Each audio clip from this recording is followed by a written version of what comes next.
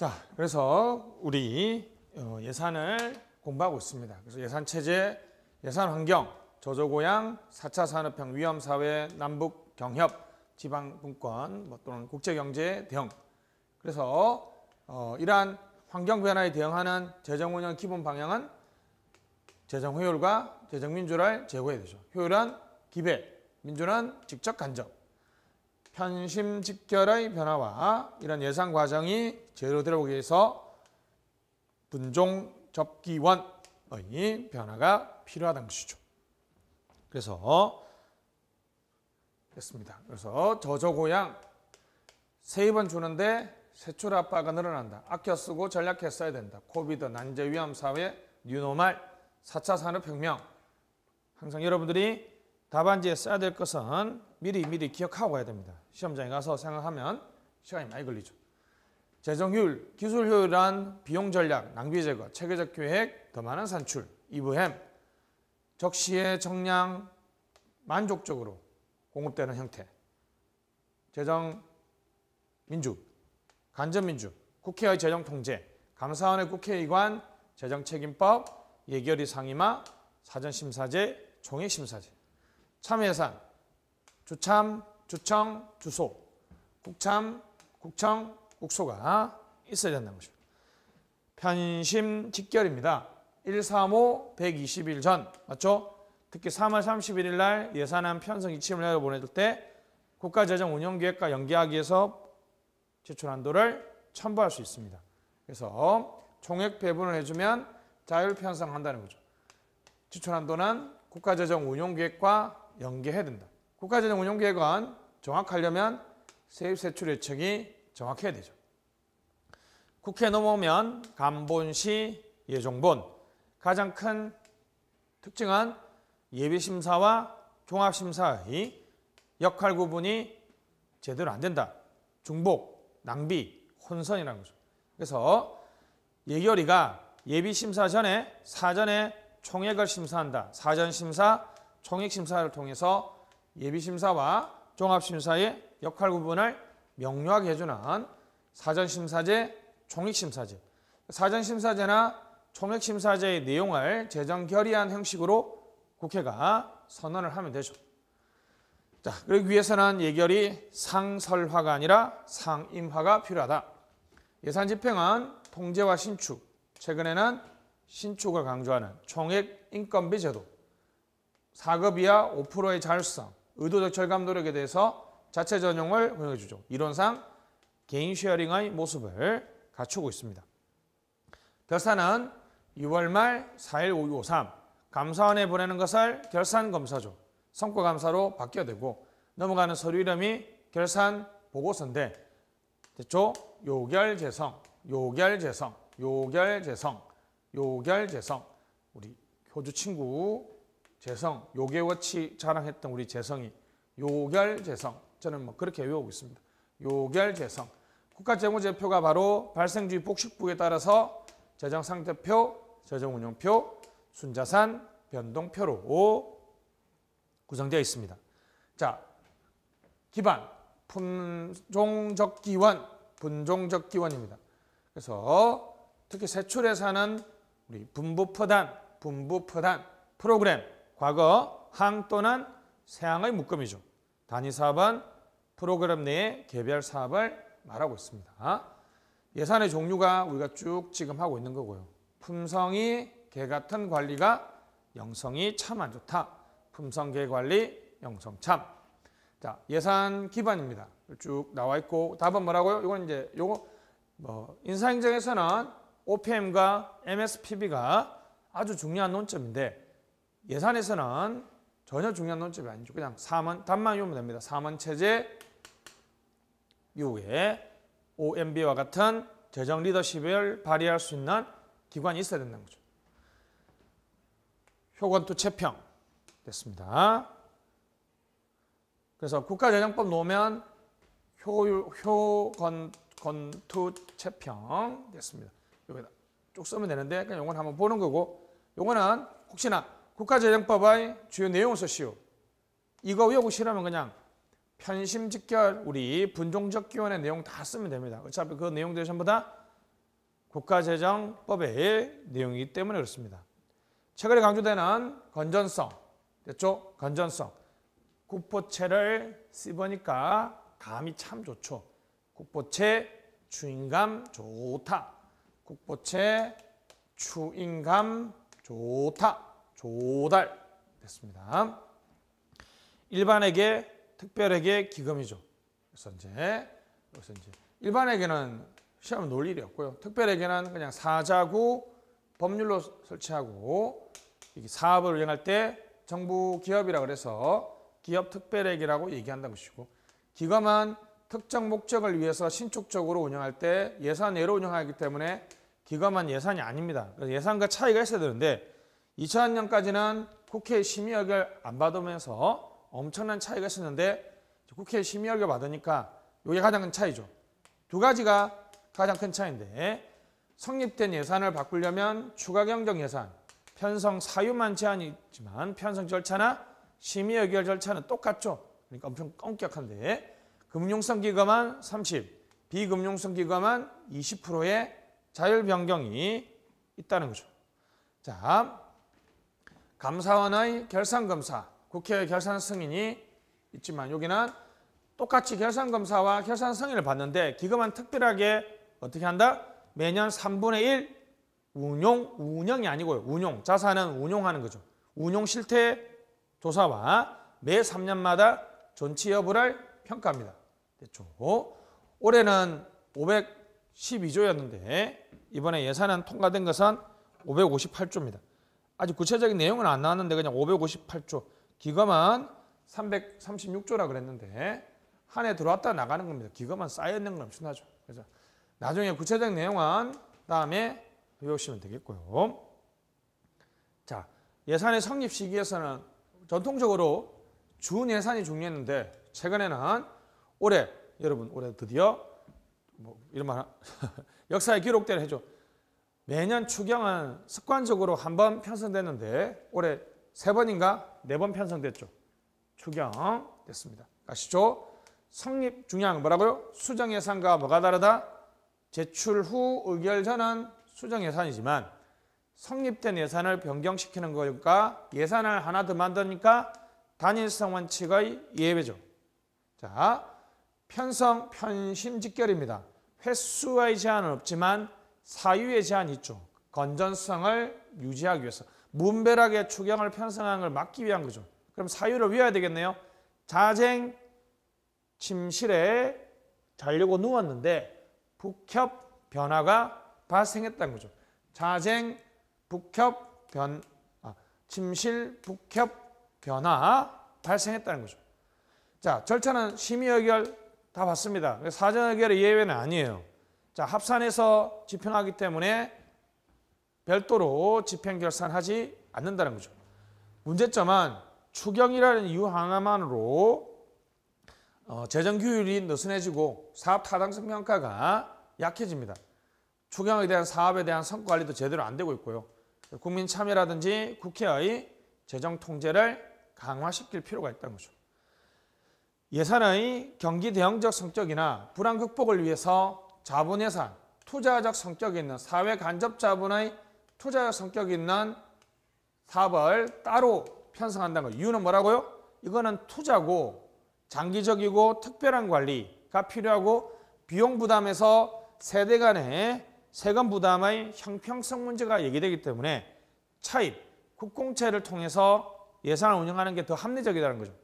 근데 방만 적자를 초래하니까 민간 자본을 유치해서 활용하자는 BTO, BTL, 사회 기반 시설 민간 투자가 확대되는데 BTO는 자, 민간 기업이 필터 기부 찬합하고 소유권은 정부가 가지지만 운영권은 민간이 가지는 거죠. 민간이 운영하기 때문에 위험 부담을 민간이 합니다. 그러니까 수익사업, 투자 회수가 신혼사업만 한다는 거죠. 그 운영권을 다시 정부가 리스하고 민간 기업에게는 안정적 리스를 주는데 이 리스료가 너무 비싸도 문제고 너무 싸도 문제라는 적정 리스료 산정이 어렵다는 문제가 있습니다. 이제는 정부가 운영하니까 위험 부담은 정부가 하죠. MRG가 필요 없죠. 그러니까 비수익 사업 투자비 회수가 어려운 사업에도 할 수 있다는 것이 BTL의 중요한 특징이죠. 됐습니다. 자, 성인지 예산 제도가 있습니다. 됐습니다. 요즘에 뭐 어떤 면에서는 가장 중요한 거죠. 성중립, 뭘 성인지에서 성인지적 관점이죠. 젠더 메인스트림, 남녀 차별의 시정을 메인스트림, 국정 운영의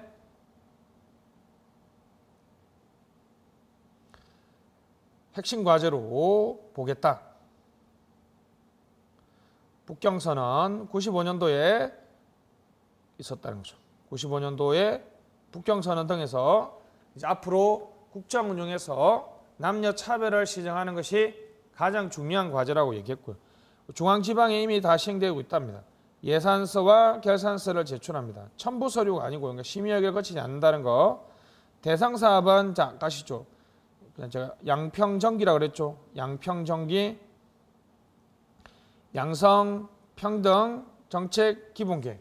양성평등 정책 기본계획에서 규정한 사업 2019년에는 약 25조 정도 됩니다. 총 지출의 5%좀 늘어나고 있습니다. 그러니까 모든 사업을 성인지 예산서나 결산서를 작성하는 게 아니고 양성평등 정책 기본계획과 작성 지침에는 이게 이러한 사업들이 양성평등 사업이다 라고 규정하고 있는데 그 사업들의 정부가 여기 자기 부처가 하는 사업이 거기에 해당하면 그 사업의 성인지 예산서를 작성합니다. 예산서는 당연히 그렇죠? 사업명, 사업 목적, 사업 내용, 성평등 목표, 성평등 기대 효과, 성별 수혜 분석이 있고 당연히 결산서는 요 5개에다가 집행 실적하고 자체 평가가 있겠죠. 그래 여전히 5개 부처에 편중되어 있고요. 너무 지표가 추상적이다. 지표 설정이 어렵다. 성과 달성이 70% 이상이다. 그죠? 그래서 이제 보통은 성과 지표가 나오면 항상 지표의 광역화, 이른바 전략 목표 단위로 너무 지표를 세세하게 설정할 필요가 없다는 거죠. 사후적으로 잘 안 지키시면 페널티 제도를 해야 되는데, 자 일단 여기까지만 보시면 되겠죠. 방안은 매년 조금씩 바뀌니까 그죠. 자 조세 지출 예산 제도입니다. 조세 감면이죠. 조세 우리나라로 하면 조세 감면인데 tax expenditure.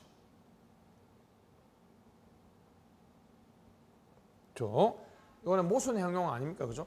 텍스는 세금은 내 기준으로 정부 기준으로 하면 들어오는 건데 그죠? expenditure는 지출이죠. 그렇죠? 단어가 안 맞죠. 그러니까 A라는 지역 또는 A라는 사업이 코로나로 너무 어려워서 10억이라는 세금을 납부할 게 있는데 정부가 어떤 법령이나 또는 법률에 근거해서 5억만 내라. 그래서 5억은 그냥 안 받겠다. 조세 감면이죠.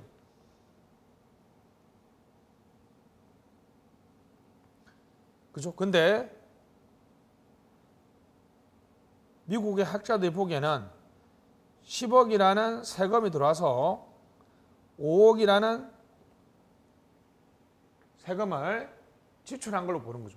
결국 A 지역이나 A 사업은 10억이라는 돈을 냈어야 되는데 5억만 내니까 5억만 원의 사실상의 보조를 받은 거죠. 근데 이거는 직접 보조가 아니라 간접 보조죠.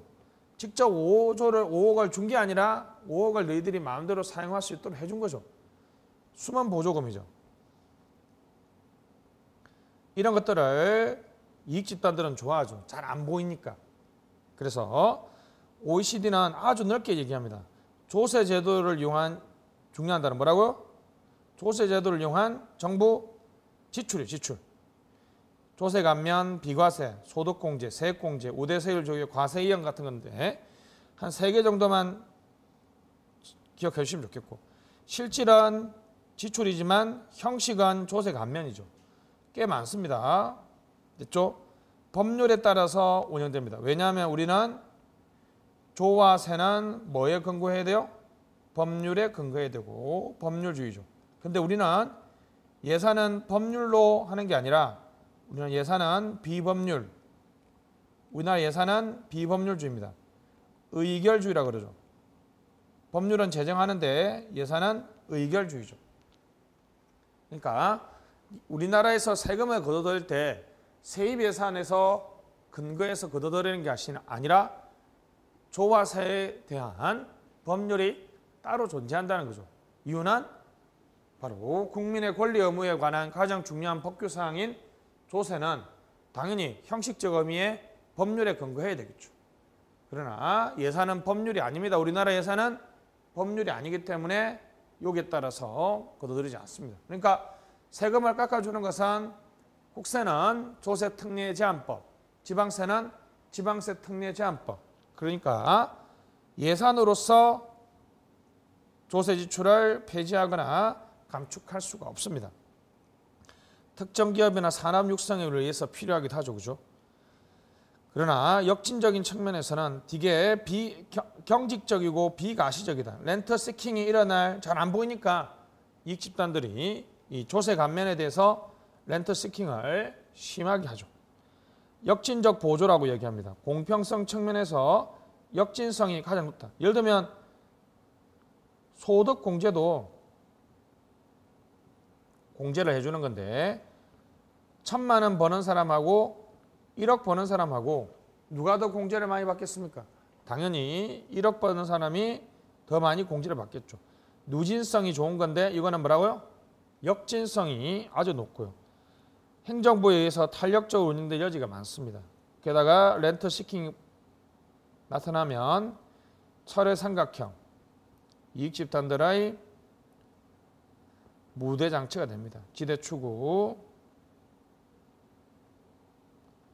등의 일이 많이 일어나죠. 그래서 조세 지출 예산 제도를 통해서 통제하려고 하죠. 조세 지출, 간접 지출을 예산, 우리 이제 간접 지출이죠.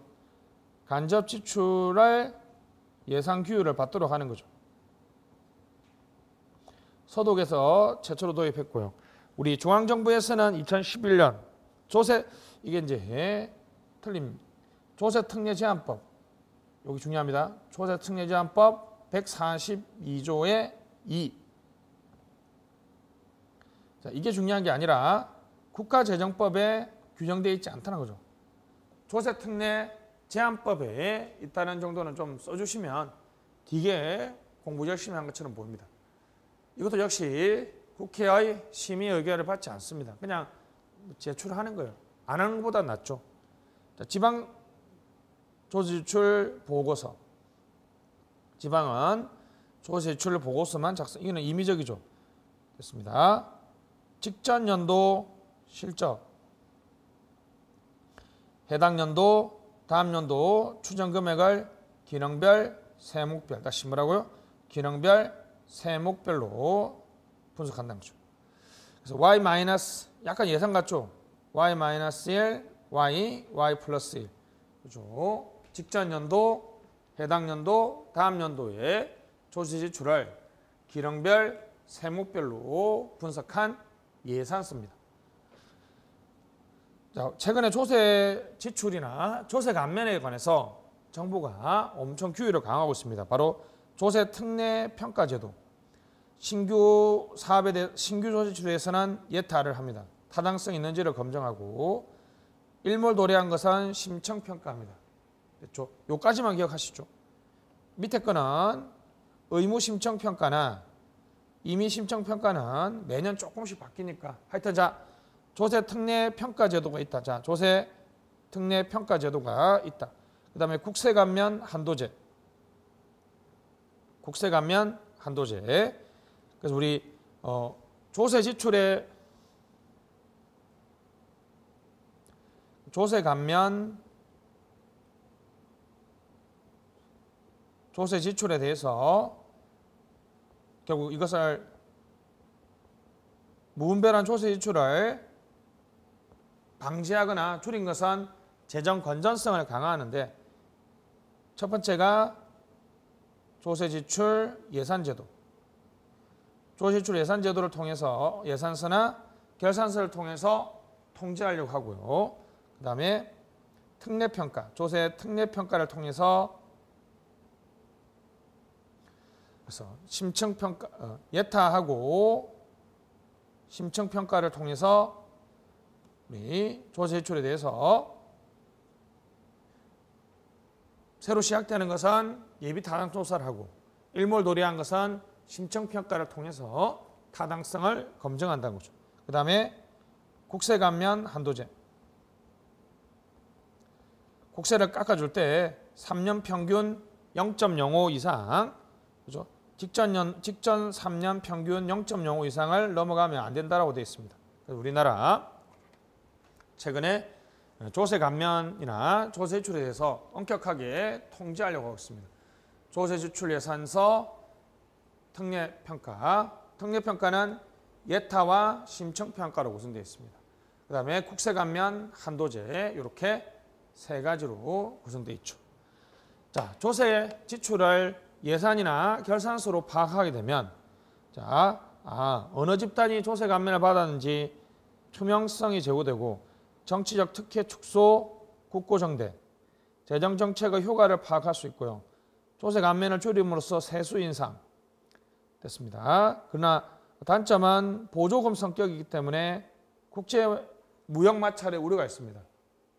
그 집단에게 조세 감면을 해줬다는 것은 WTO 체제에서는 공정 경쟁을 위반하는 것 때문에 그 문제에 대해서는 조금 국제 마찰, 통상 마찰의 우려가 있습니다. 그리고 조세 특례 제한법이기 때문에 예산으로 폐지하는 게 쉽지 않고요. 아직까지 합의된 조세 감면에 또는 조세 지출의 개념 정의가 없습니다. 정확한 효과를 파악하기가 사실 쉽지 않죠. 5억을 깎아줬는데 그 깎아준 금액이 어떻게 성과를 달성했느냐. 사실 검증하기가 쉽지 않죠. 그죠? 그래서 이제 사전적인 측면에서는 총량제, 국세 감면 한도제와 같이 3년 평균 0.05를 넘으면 안 된다. 뭐 이런 정도. 그죠?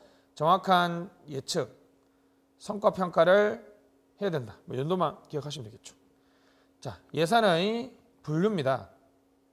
그래서 이제 조직별, 소관별, 관서별, 국회 예산 심의가 가장 좋습니다. 왜냐하면 국회의 상임위원회는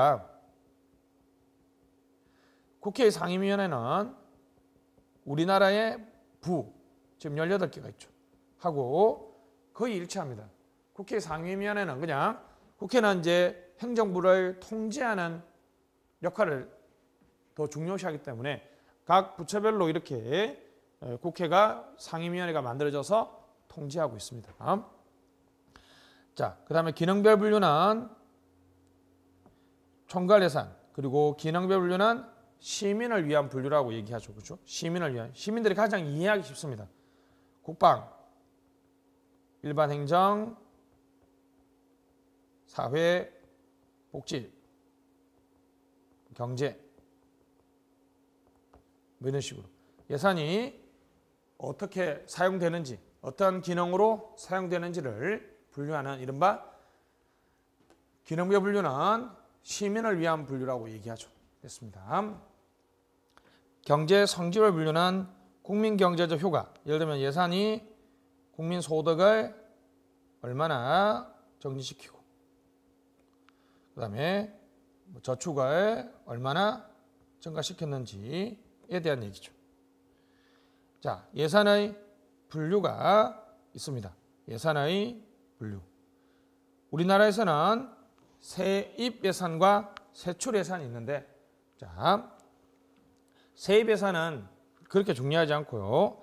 세출 예산입니다. 세출 예산은 기존은 우리 장, 관, 항, 세항, 세세항, 목. 여기 이제 지출 항목이죠. 구매 품목입니다. 이렇게 있었는데 이게 이제 분, 부, 프 단으로 바뀌었죠. 분, 부, 프, 단. 그냥 농담 삼아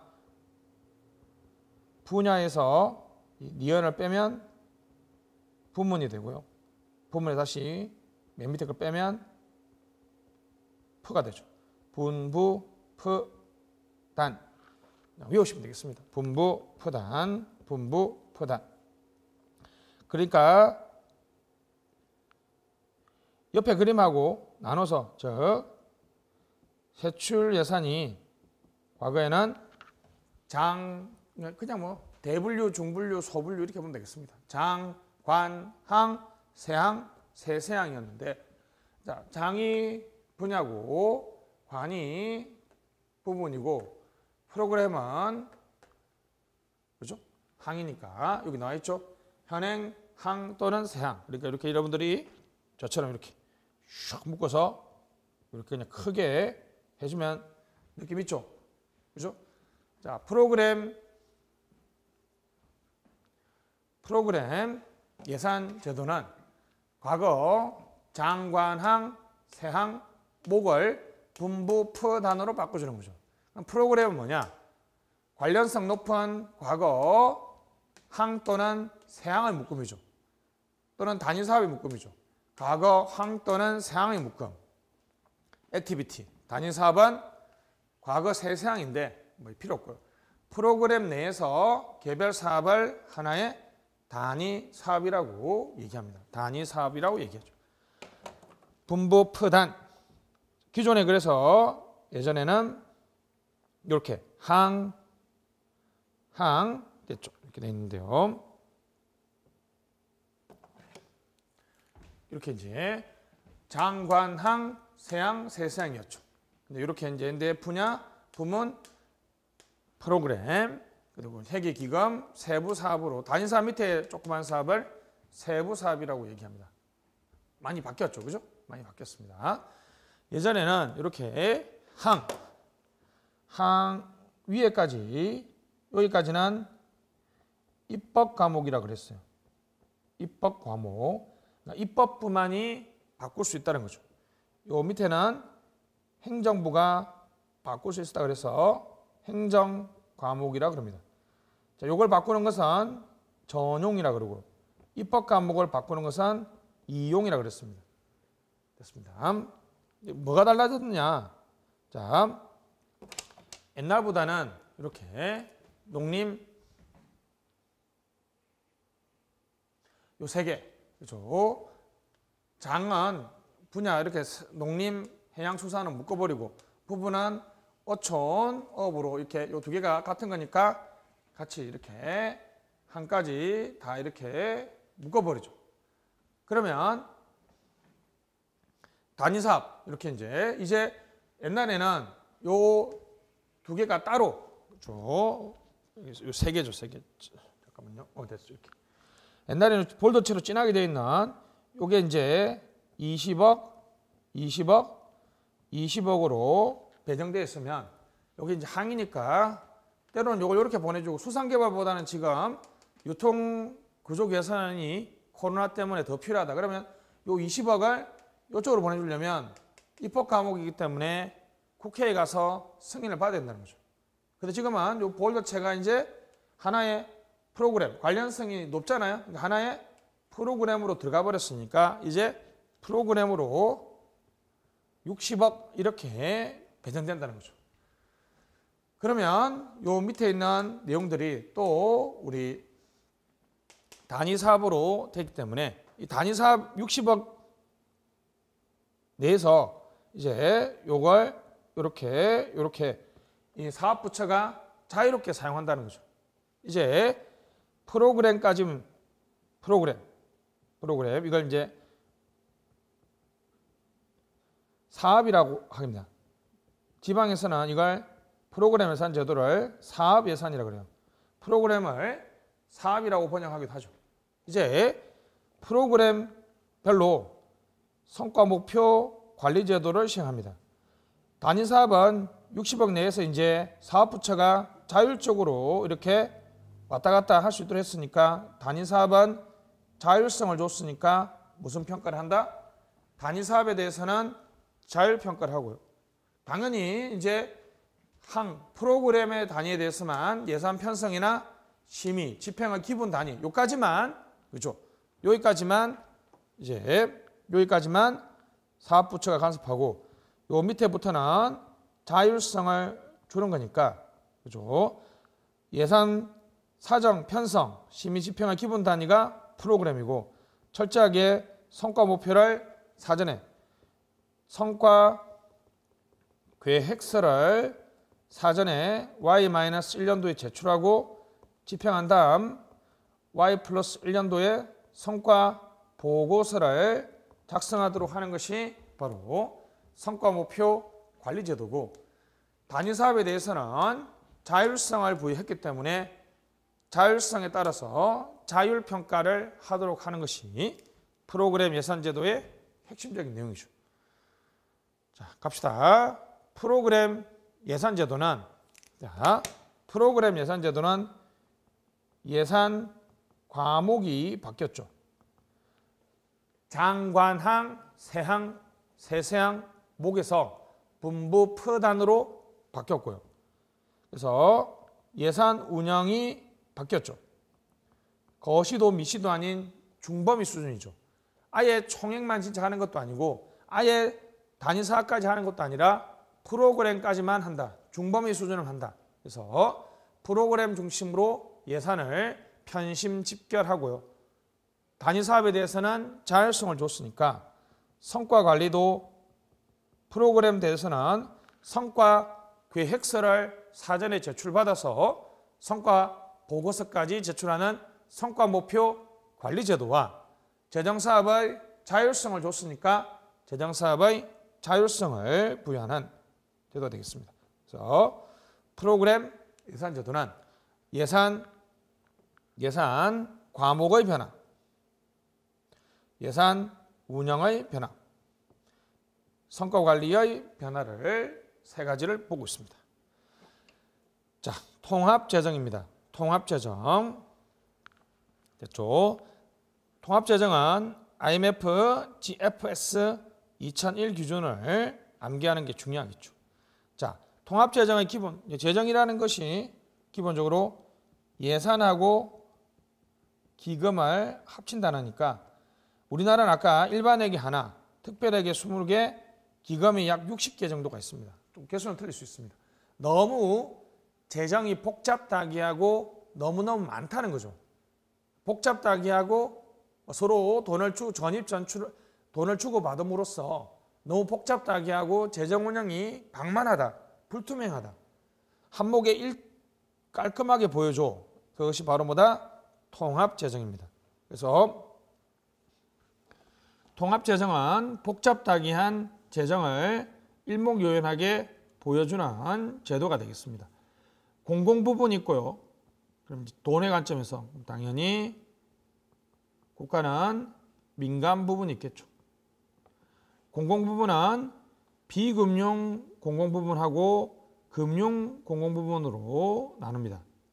금융이라는 것이 돈을 빌려주고 돈을 보정해주고 이렇게 하는 거니까 실제로 재정 지출이 일어나지 않기 때문에 재정에 포함시키지 않습니다. 그래서 금융기금하고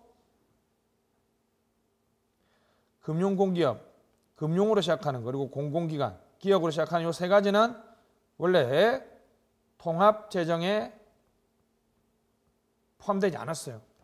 자, 금융은 다시 일반정부는 당연히 중앙, 지방이 있고요. 비금융 공기업은 비금융이니까 보정, 대출을 하지 않고 실제로 사업을 하는 공기업이죠.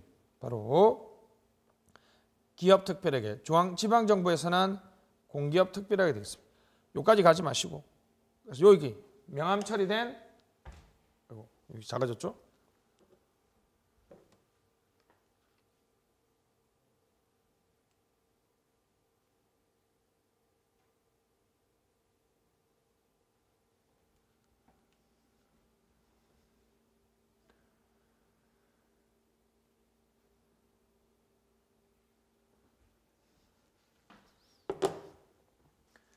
자, 그래서 원래 통합재정이 복잡다기한 우리 예산과 기금을 일목요연하게 하기 위해서 IMF, GFSM, G, Government, F, 파이낸스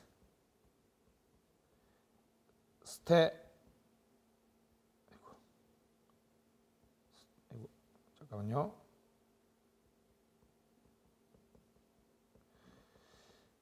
매뉴얼 대충 갑시다.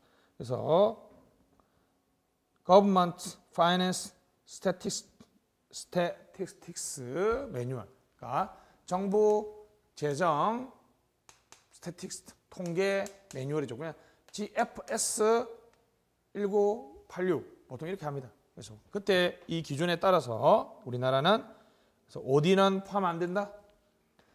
됐습니다. 답만 외우면 되겠죠. 답만. 다시 금융 부분 세 개 뭐 금융 부분 두 개. 금융공기업, 금융기관 그리고 공공기관은 포함 안 되고 비금융 공기업, 비금융 공공 부분에서는 중앙정부와 지방정부, 비금융 공기업이 포함된다는 거죠. 포함되고 포함 안 되고만 외우면 되겠습니다. 여기까지가 이제 포함의 문제죠. 포함. 그럼 포함했으면 이제 어떻게 분류할 거냐? 경제 성질별 분류를 하고 그다음에 국민 경제적 효과를 보고 있습니다. 그래서 경상수지와 자본수지 그리고 순용자가 있습니다. 여기서 이거 빼면 보존수지가 나오죠. 보존수지. 보존재원은 상환성 세입과 세출을 따로 기록함으로써 재정 건전성의 판단 지표가 됩니다. 보존재원이 증가하는 것은 재정 적자가 발생했다.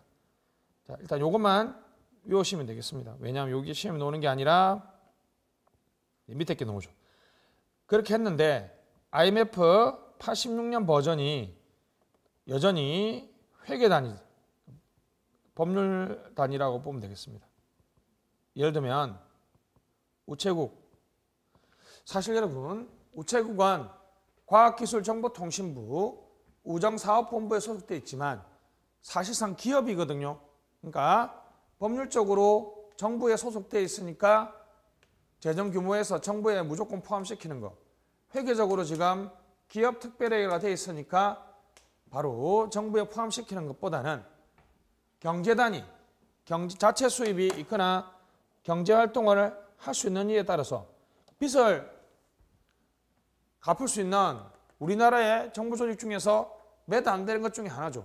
그래서 우체국은 빚의 관점에서 또는 재정 통계의 관점에서는 맨 마지막에 포함시키는 것도 바람직하죠. 자, 그 다음에 금융. 옛날에는 이제 금융활동을 제외했기 때문에 금융기금하고 금융공기업이 제외됐지만 이제 금융기금하고 금융공기업이 포함된다는 거죠. 현금주의였지만 이제 발생주의 따랐어. 그래서 금융성기금하고 외국한 편향기금이 추가되고 공공기관까지 추가되고 있습니다. 여기도 공공기관, 지방에 있는 공공기관도 추가되죠. 아니 밑에 내용은 필요 없고요. 그래서 86년에서 됐죠. 갑시다. 통합재정이 놓으면 왜? 복잡하고 다양한 것이 너무 많아서 일반 국민들이 이해하기 힘들고 방만하다. 그래서 비금융 공공부문만 포함하고 금융 공공부문은 제외했는데 여기서 비금융 공공부문은 비금융 공기업하고 일반 중앙정부하고 지방정부만 포함했다는 거죠. 근데 이제는 여기까지가 86년 버전이죠. 근데 이제는 금융부문도 포함하고 금융공기업은 오히려 회계단위라고 해서 포함했지만 이제 경제단위로 봐서 나중에 포함시킬 수도 있습니다. 그리고 현금주의가 아니라 발생주의로 봐준다는 거죠. 자, 그래서 우리 통합재정 수지까지 우리가 봤습니다. 통합재정을 이제 실제로 수지로 계산하면 통합재정 수지죠. 근데 통합재정 수지는 국가재정에서 채무상환을 제외한 순수한 재정활동을 말합니다. 채무상환이라는 게 보전재원이죠. 국채 발행 같은 상환 세입 세출을 별도로 관리하는 거죠. 근데 관리재정수지는 통합재정수지에서 사회보장성 기금을 뺀 겁니다. 이게 우리나라에만 있는 거죠. 관리재정수지. 왜 그러냐면 우리나라는 사회보장이 지금 적립기조, 포함시 통합재정, 재정 건전성을 판단할 수 있는 지표가 엄청나게 수지가 왜곡된다는 거죠.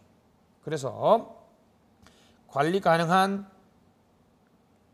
재정수지, 그래서 재정 건전성을 실질적으로 판단할 수 있는 순수한 의미의 정부 재정 활동에 의한 건전성을 볼 필요가 있다는 거죠. 그래서 관리 재정 수지가 필요하다는 거죠.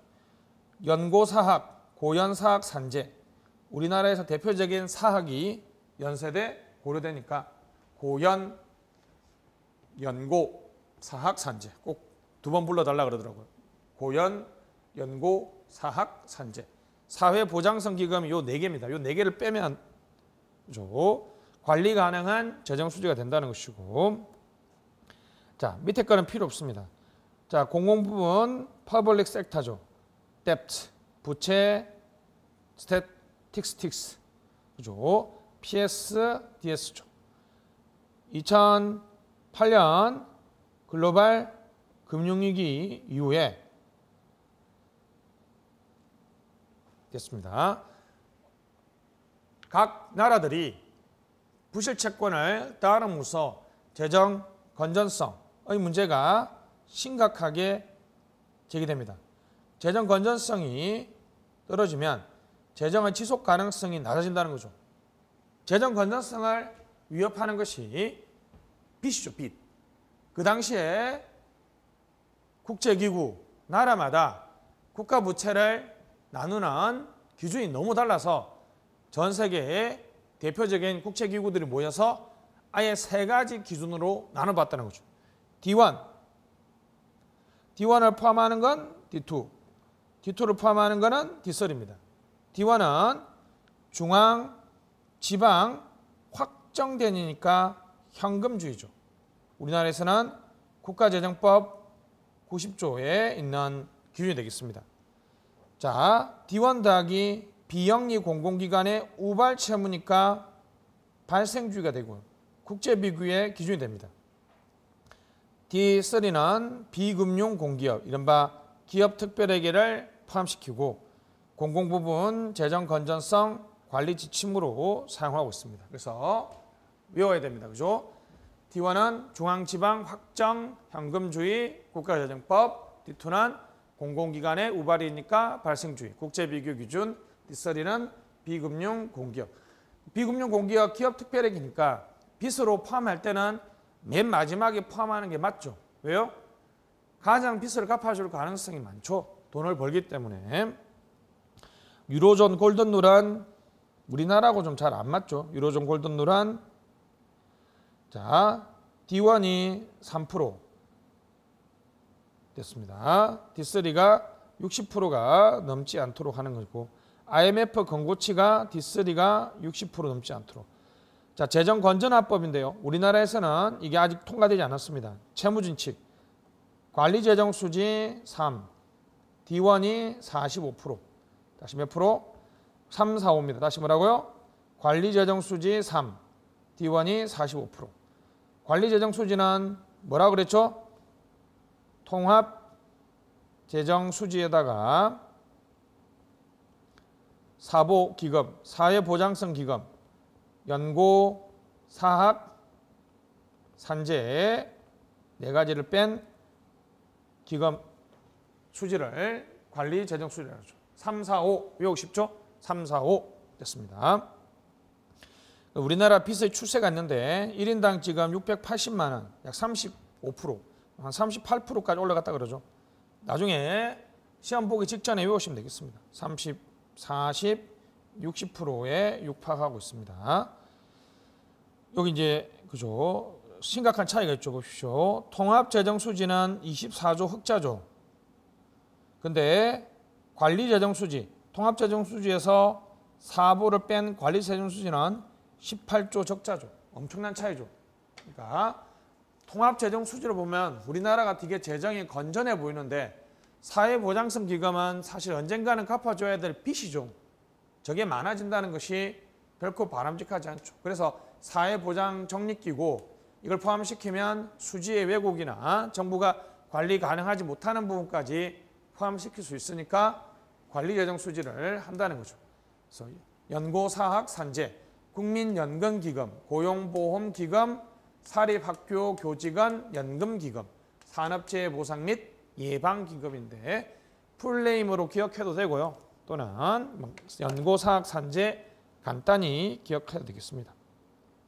자, 우리 빚은 속도가 상당히 무섭다는 것이고 그 다음에 상대적으로 우리나라에서는 D2가 있는데 우리나라에서는 이제 혹시 모르니까 자 증가 속도가 우리나라는 상대적으로 낮지만 근데 명목 GDP가 3배 오를 때 국가부채는 9배 올랐다. 고령사회 예정처 도달 시점 기준으로 보니까 우리가 높다. 증가율은 4위다. 상대적으로 공기업 부채와 비금융 D 공기업 부채니까 D2와 비금융 공공기업이니까 D3죠. D2와 D3가 좀 많다는 거죠. 자, 됐습니다. 그래서 재정 준칙 빼고 아까 얘기했죠. 빼고 정보입법은 비용 추계와 재원 조달을 첨부하는데 의무화했는데 의원입법은 비용 추계만 하고 있다는 거죠.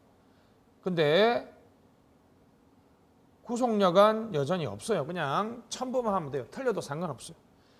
미국은 지출 준칙, 대량 지출 절감 목표액을 규정하고 국가부도 등 긴급 상황에서는 채무 상환을 정액 요청할 수 있습니다. 미합의 시는 자동삭감 이런 거 좋죠. 폐고를 재도입하면서 일정한 적용 예외를 뒀다는 거죠. 영국은 수지 준칙은 5년 안에 균형을 달성할 수 있도록 했고 채무 준칙은 전년도 대비 일정 비율을 감축하도록 했는데 만약 미이행 시는 설명 의무화 이런 거 좋죠. 패러디하면 되겠죠. 우리가 조세 지출을 설정했는데 달성하지 못했을 때는 설명 의무화를 해야 됩니다. 독일은 헌법, 독일은 기본법이죠. 기본법. 재정 규모를 이렇게 0.35 이하로 유지하도록 하고요. 긴급 사태에서는 예외를 주고 있습니다. 2016 국가재정운용계획에는 재정특별화 건전화 특별법, 중앙정부 채무 한도 설정 채무준칙, 지출준칙, 폐고 수익지출 연계 보다 실효성 있게 작동할 수 있도록 지금은 의무화만 되고 있는데 구속력을 강화시킬 수 있는 장치가 필요하다. 이렇게 보면 되겠습니다. 자, 여기까지가 예산 서론이었고요. 다음 시간에는 본문의 내용을 보면서 강의하도록 하겠습니다. 수고하셨습니다.